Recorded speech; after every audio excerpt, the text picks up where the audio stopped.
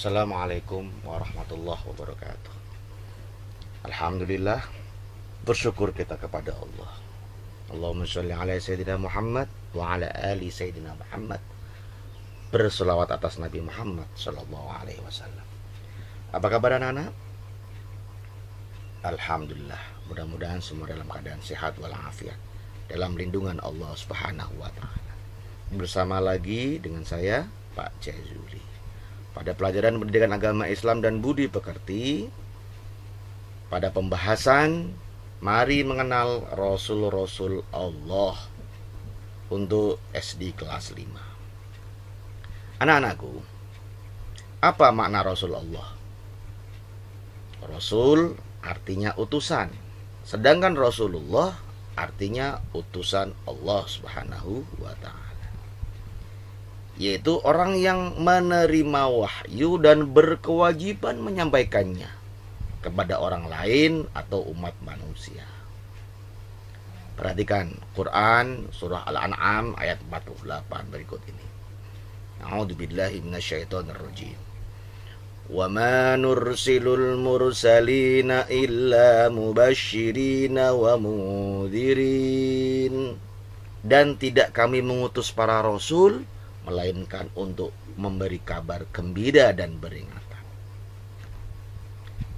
Anak-anak, ayat tersebut di atas menjelaskan tentang alasan Allah Subhanahu wa ta'ala mengutus para rasul. Jawabannya adalah untuk memberi kabar gembira dan memberikan peringatan. Kabar gembira maksudnya menyampaikan janji Allah Subhanahu wa ta'ala bagi orang yang menaati perintahnya. Bagi mereka diberikan kenikmatan dan kesenangan di dunia maupun di akhirat kelak. Rasul memberi peringatan, yaitu bagi mereka yang ingkar kepada Allah dan Rasulnya akan mendapat balasan buruk, yaitu neraka jahanam.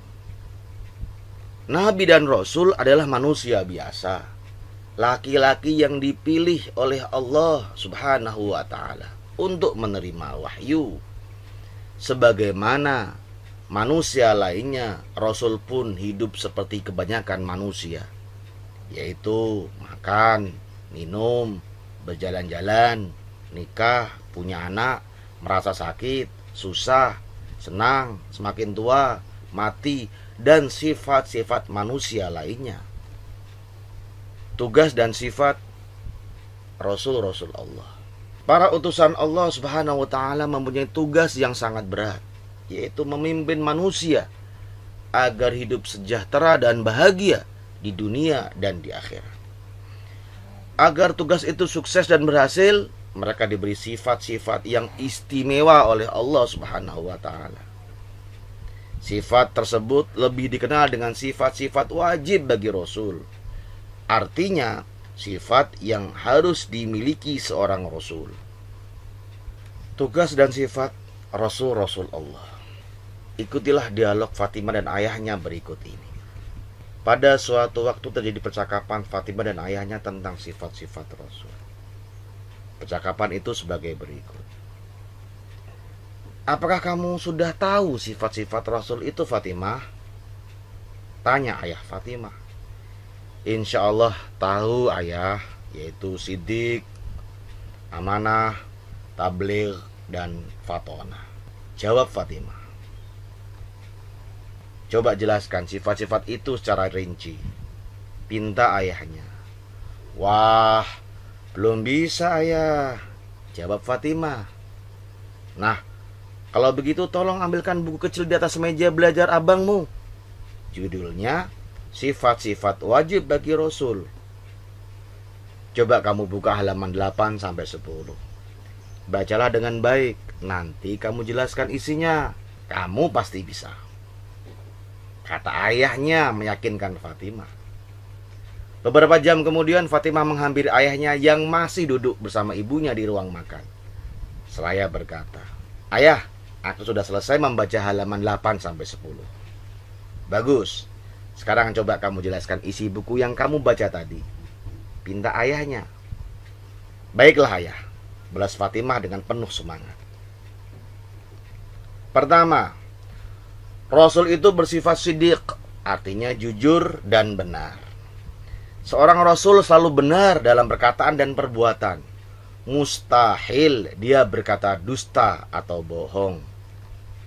Kedua, Rasul harus amanah, artinya dapat dipercaya. Seorang Rasul mustahil khianat. Dia wajib menyampaikan amanah Allah kepada kaumnya. Semua perkataan, perbuatan, dan tindakan Rasul harus benar dan tidak boleh ingkar janji. Ketiga, Rasul bersifat tabligh, artinya menyampaikan. Seorang Rasul harus menyampaikan pesan Allah Subhanahu wa ta'ala kepada umat, walaupun terasa sulit atau dianggap membahayakan. Rasul tidak boleh menyembunyikan sesuatu yang telah diberikan Allah kepadanya. Keempat, Rasul bersifat fatonah, artinya cerdas, pandai, dan bijaksana. Seseorang Rasul harus pandai dan cerdas akalnya, memiliki kekuatan berpikir yang tinggi, dan memiliki hati yang bersih atau akal budi yang tinggi. Dengan sifat ini, seorang Rasul dapat menyelesaikan tugas kerasulannya dengan baik. Nah, perlu diketahui bahwa sifat-sifat para Rasul yang diuraikan di atas tidak cukup kalau hanya diketahui saja, tetapi harus menjadi sifat dan perilaku kita sebagai manusia dan pengikut para Rasul, kata ayah Fatimah mengakhiri percakapannya. Seorang siswa sedang berbicara dengan guru yang menunjukkan sikap sopan dan santun. Anak-anak, mari kita membiasakan sikap seperti contoh berikut ini. Berbuat yang benar artinya perbuatan yang sesuai dengan perintah agama. Ucapan dan tutur kata harus baik dan benar. Perilaku harus baik dan santun. Hindari berbuat buruk yang tidak disenangi Allah Subhanahu wa ta'ala dan manusia. Kalau kita dipercaya atau dititipi seseorang, kerjakanlah dengan jujur dan ikhlas. Ada pepatah lama mengatakan, sekali saja kita berbuat salah, selamanya orang tidak percaya. Berbuat yang benar artinya perbuatan yang pesan-pesan kebaikan harus disampaikan kepada orang lain. Mulailah dari diri sendiri, keluarga, kemudian kepada yang lainnya. Hidup harus cerdas, yaitu cerdas akal dan cerdas nurani. Rasul ulul azmi. Apa yang dimaksud dengan Rasul ulul azmi? Jawaban pertanyaan di atas adalah sebagai berikut. Ulul azmi terdiri dari dua kata, yaitu ulul dan azmi. Ulul atau ulu atau uli artinya mempunyai atau memiliki. Al-azmi artinya teguh atau tekad yang kuat. Ulul azmi artinya memiliki keteguhan atau tekad. Kalau disebut Rasul ulul azmi, maka artinya Rasul yang memiliki keteguhan atau tekad. Para Rasul ulul azmi memiliki keteguhan, tekad, ketabahan, dan kesabaran yang sangat kuat, serta teguh dalam menjalankan tugasnya, yaitu menyampaikan ajaran-ajaran Allah Subhanahu wa ta'ala.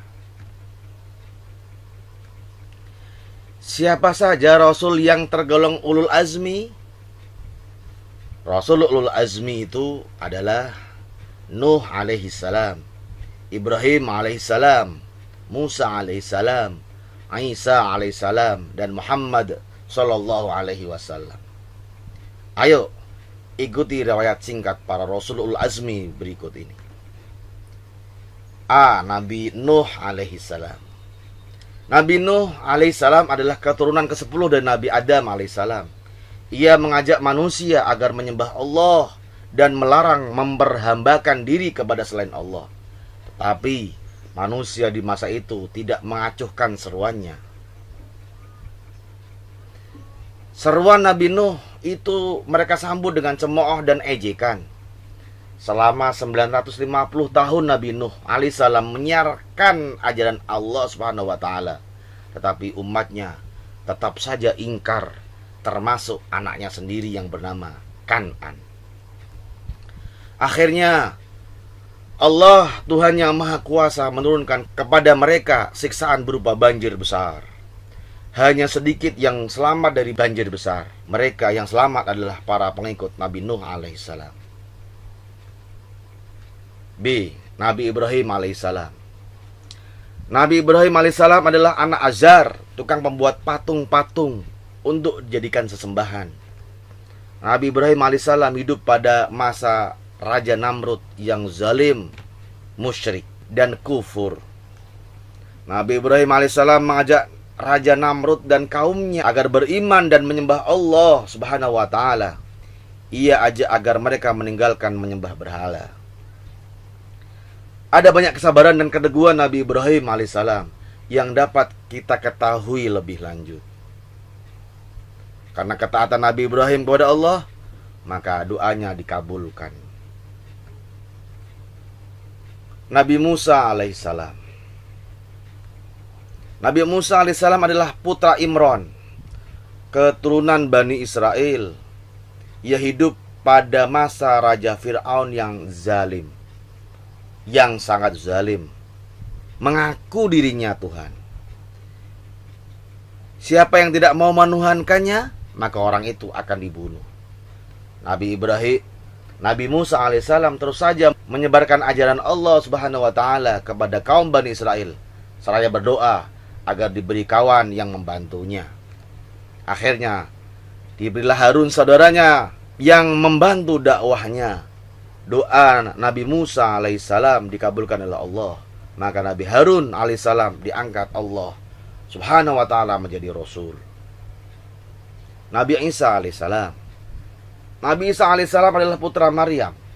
Dengan kekuasaan Allah, beliau dilahirkan dengan perantaraan ibu saja. Keajaiban kelahiran itu menjadi ujian kepada manusia, percaya atau tidak kepada kekuasaan Allah subhanahu wa ta'ala. Nabi Isa alaihissalam dalam menjalankan dakwahnya diancam dan direncanakan untuk dibunuh dengan cara disalib. Namun Allah subhanahu wa ta'ala menyelamatkan Nabi Isa alaihissalam dengan cara diangkatkan ke alam ghaib atau dimi'rajkan. Ternyata yang terbunuh adalah orang yang menyerupai Nabi Isa alaihissalam, yaitu Yahuza Iskariot. Lihatlah Quran surah An-Nisa ayat 157. Tidaklah mereka membunuh dan menyalib Isa alaihissalam, hanya orang yang diserupakan Allah dengan Isa alaihissalam yang tersalib. Kisah keteladanan Nabi Muhammad SAW sebagai ulul azmi. Sejak usia muda Nabi Muhammad SAW terkenal jujur, tabah, sabar, bertanggung jawab, dan pekerja keras, sehingga diberi julukan Al-Amin, artinya terpercaya. Setelah diangkat menjadi Rasul, beliau tak henti-hentinya berdakwah, mengajak umat manusia menyembah Allah subhanahu wa ta'ala dan meninggalkan kemusyrikan, yaitu penyembahan terhadap berhala. Dalam menyiarkan agama Allah, Nabi Muhammad sering dihadang, bahkan diancam akan dibunuh oleh orang-orang kafir Quraisy. Abu Jahal adalah orang yang paling membencinya. Pernah ketika Nabi Muhammad sedang beribadah, Abu Jahal dan komplotannya datang, sengaja mengotorinya dengan najis. Namun Nabi Muhammad SAW hanya berdoa kepada Allah, "Ya Allah, kepada Engkau aku menyerahkan kaum Quraisy." Dan doa ini berulang-ulang beliau baca. Dari peristiwa ini, Nabi Muhammad SAW bukanlah sosok manusia pendendam. Tidak membalas kejahatan Abu Jahal dan kawan-kawannya dengan tindakan yang sama. Cukup menyerahkan persoalan kepada Allah subhanahu wa ta'ala. Kisah keteladanan Nabi Muhammad sebagai ulul azmi. Selain jujur dan pemaaf, Nabi Muhammad SAW sangat menyayangi anak yatim. Nabi pernah mengatakan, barang siapa yang memelihara dan mengasuh anak yatim dengan sebaik-baiknya, kelak mereka akan masuk surga dan tempatnya berdekatan denganku, seperti dua jari tangan ini. Hal ini disyaratkan dengan jari telunjuk dan jari tengahnya yang berdekatan dan tidak terhalang apapun. Begitulah kepedulian Nabi Muhammad Shallallahu Alaihi Wasallam kepada umatnya. Rasul terakhir adalah Nabi Muhammad Shallallahu Alaihi Wasallam. Dialah Nabi dan Rasul penutup. Tidak ada lagi Nabi dan Rasul setelahnya. Karena Nabi Muhammad Shallallahu Alaihi Wasallam sebagai penutup, maka sering disebut dengan istilah Khatamul Anbiya, artinya penutup atau penghabisan para Nabi dan Rasul. Sikap terpuji para Rasul dan Rasul Ulul Azmi. Sikap terpuji para Rasul. Ada sikap berbicara, sikap makan minum, sikap berjalan, sikap bertamu, sikap waktu belajar, sikap ketika bergaul sesama teman, dengan guru, dengan orang tua sendiri atau dengan orang yang lebih tua dan sebagainya. Terpuji dalam bahasa Arab mahmudah, artinya sikap yang baik sesuai aturan agama Islam. Misalnya jujur, al-amanah, pemaaf, al-afu, tekun, al-khusyu', malu kalau tercela, al-haya'u, bersih, an-nadzafah, pemurah, as-sakha, sabar, as-sabru, dan yang lain sebagainya. Sikap terpuji para Rasul itu dapat dibagi menjadi dua, yaitu satu, sikap terpuji kepada Allah sebagai pencipta alam semesta, dan sikap terpuji kepada sesama manusia dan alam sekitar. Kita telah mengetahui bahwa para Rasul itu memiliki sifat wajib, yaitu sifat siddiq, artinya benar, sifat amanah, artinya dapat dipercaya, sifat tabligh, artinya menyampaikan, dan sifat fatonah, artinya pandai dan cerdas. Selain itu ada sifat dan sikap yang mereka pegang teguh, yaitu menyembah hanya kepada Allah Subhanahu wa ta'ala, Tuhan yang Maha Esa, taat dan patuh kepada Allah Subhanahu wa ta'ala. Para nabi dan rasul itu terpelihara dari segala macam dosa, baik dosa kecil apalagi dosa-dosa besar. Sifat itu disebut maksum. Tetapi sebagai manusia biasa tidak lepas dari sifat khilaf, seperti yang dilakukan oleh Nabi Adam alaihissalam, yaitu mendekati pohon kelarangan Allah akibat godaan syaitan. 2. Sikap terpuji para Rasul Ulul Azmi. Perhatikan Quran surah Al-Ahzab ayat 7. A'udzu billahi minasyaitonir rajim. Wa idz akhadna minan nabiyyina mitsaqahum wa minka wa min Nuhin wa Ibrahim wa Musa wa Isa ibn Maryam wa akhadna minhum mitsaqan ghalidha. Dan ingatlah ketika kami mengambil perjanjian dari nabi-nabi dan dari kamu sendiri, dari Nuh, Ibrahim, Musa, dan Isa putra Maryam. Dan kami telah mengambil dari mereka perjanjian yang teguh. Quran surah Al-Ahzab ayat ke-7. Sikap terpuji di dalam ayat itu terdapat kata teguh, yaitu perjanjian yang teguh. Teguh dan sanggup menyampaikan agama kepada umatnya masing-masing. Pada pelajaran sebelumnya telah dijelaskan bahwa ulul azmi maksudnya teguh hati, tabah, dan sabar. Mengapa diberi gelar ulul azmi? Mengapa diberi gelar Rasul ulul azmi? Karena mereka yang paling banyak mendapat tantangan, paling banyak penderitaan, akan tetapi mereka tetap teguh, tabah, sabar, dan terus berjuang menyampaikan pesan Allah Subhanahu wa ta'ala kepada umat manusia. Sikap terpuji para Rasul dan Rasul ulul azmi. Meneladani Rasul Allah Subhanahu wa ta'ala dan Rasul ulul azmi. Meneladani artinya menyontoh. Meneladani atau menyontoh para Rasul dan Rasul ulul azmi.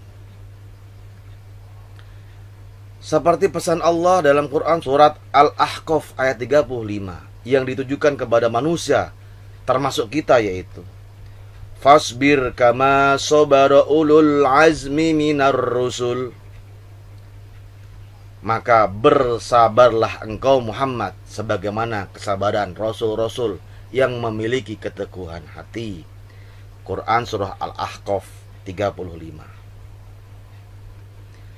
Berikut ini contoh sifat para ulul azmi, yaitu 1. Teguh dan sabar dalam belajar. Teguh dan sabar dalam beribadah atau sholat. Teguh dan sabar dalam mengerjakan tugas-tugas sekolah. Teguh dan sabar dalam mematuhi orang tua. Teguh dan sabar dalam pergaulan, tidak cepat marah. Teguh dan sabar dalam mematuhi peraturan, baik peraturan di rumah, sekolah, maupun di lingkungan tempat tinggal. Dan seterusnya. Rangkuman. Percaya kepada Nabi dan Rasul adalah salah satu rukun iman. Jumlah Rasul yang disebutkan di dalam Al-Quran ada 25. Nabi dan Rasul memiliki sifat siddiq, amanat, tabligh, dan fatonah. Rasulul Azmi maksudnya teguh hati, tabah, sabar dalam menjalani perintah Allah Subhanahu wa ta'ala. Rasulul Azmi itu adalah Nabi Muhammad SAW, Nuh alaihissalam, Ibrahim alaihissalam, Musa alaihissalam, dan Isa alaihissalam. Nabi dan Rasul harus menjadi teladan umat manusia. Semua Nabi dan Rasul membawa ajaran tauhid, yaitu menyembah hanya kepada Allah Subhanahu wa ta'ala, Tuhan yang Maha Esa.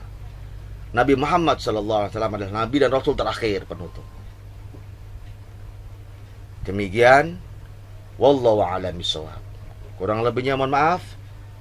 Wassalamualaikum warahmatullahi wabarakatuh.